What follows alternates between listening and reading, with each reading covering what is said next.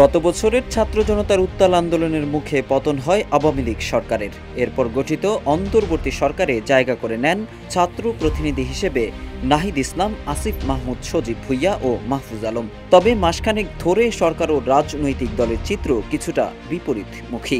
সম্প্রতি সোশ্যাল মিডিয়ায় বিএনপি মহাসচিবের অন্তর্বর্তীকালীন সরকারের নির্বাচনকালীন নিরপেক্ষতা নিয়ে সন্দেহের জবাব দিয়েছেন তথ্য উপদেষ্টা নাহিদ ইসলাম। এ ব্যাপারে স্ট্যাটাস দিয়েছেন বেশ কয়েকজন ছাত্র নেতারাও। আর তাদের এই পোস্টের প্রতিক্রিয়া জানিয়েছে বর্তমানে মাঠের রাজনীতিতে সক্রিয় প্রধান দুই রাজনৈতিক দল বিএনপি জামায়াত। বৃহস্পতিবার সন্ধ্যায় নিজের ভেরিফাইড ফেসবুক পেজের এক পোস্টে তথ্য উপদেষ্টা নাহিদ ইসলাম লিখেন, বিএনপি মহাসচিবের নিরপেক্ষ সরকারের দাবি মূলত আরেকটা ১/১১ সরকার গঠনের ইঙ্গিত বহন করে। ১/১১-এর বন্দোবস্ত থেকেই আওয়ামী লীগ ফ্যাসিজমের উত্থান ঘটেছিল। স্ট্যাটাসের শেষের দিকে নাহিদ ইসলাম বিএনপির দেশপ্রেমিক ও ত্যাগী নেতৃত্বকে ছাত্র জনতার অভ্যুত্থানের বিরুদ্ধে না গিয়ে ছাত্র জনতার সঙ্গে বৃহত্তর ঐক্য ও সংহতির পথ বেছে নেওয়ার আহ্বান জানান।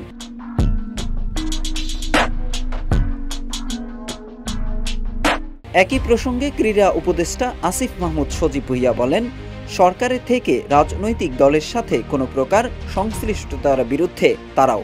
উপদেষ্টাদের কেউ রাজনীতি করলে সরকার থেকে বের হয়েই করবে। একই সঙ্গে রাজনৈতিক দলেরও সরকারের কাজে হস্তক্ষেপ করা অনুচিত। বিভিন্ন সরকারি সাংবিধানিক গুরুত্বপূর্ণ পদে নিয়োগে তদবির বা চাপ প্রয়োগ করা অনুচিত বলেও মন্তব্য করেন উপদেষ্টা আসিফ। প্রায় কাছাকাছি সময়ে একই ধাঁচের স্ট্যাটাস দেন হাসনাত আবদুল্লাহ ও সার্জিস আলমও। এদিকে উপদেষ্টা ও ছাত্র নেতাদের স্ট্যাটাস নিয়ে কিছুটা কৌশলী রাজনৈতিক দলগুলো। উপদেষ্টা ও ছাত্র নেতাদের স্ট্যাটাসের প্রতিক্রিয়ায় বিএনপির ভাইস চেয়ারম্যান আব্দুল আউয়াল মিন্টু একটি বেসরকারি টেলিভিশনকে বলেন, একজন অভিজ্ঞ রাজনীতিবিদ যখন একটা কথা বলে তার উপরে যদি কেউ মন্তব্য করে, তার সেই অভিজ্ঞতা যদি না থাকে তাহলে ওইসব মন্তব্যের উপরে মন্তব্য করা তিনি প্রয়োজন মনে করেন না। এদিকে উপদেষ্টা ও ছাত্র নেতাদের এমন স্ট্যাটাসে প্রতিক্রিয়া জানিয়েছে জামায়াতে ইসলামী। একটি বেসরকারি টেলিভিশনকে দলটির প্রচার সম্পাদক মতিউর রহমান আকন্দ বলেন, জামায়াত বরাবরই বলে আসছে যে ছাত্র জনতার গণঅভ্যুত্থানের মাধ্যমে স্বৈরাচারের পতন হয়েছে। তারা ষড়যন্ত্র করবে গণঅভ্যুত্থানকে ব্যর্থ করার জন্য। কোনো অবস্থাতেই তারা যেন এই ব্যাপারে সফল না হয়। জনগণকে সতর্ক থাকতে হবে, কোন স্ট্যাটাস নিয়ে, সেটা ব্যক্তিগত পর্যায়ে হোক বা দলীয় পর্যায়ে থেকে হোক।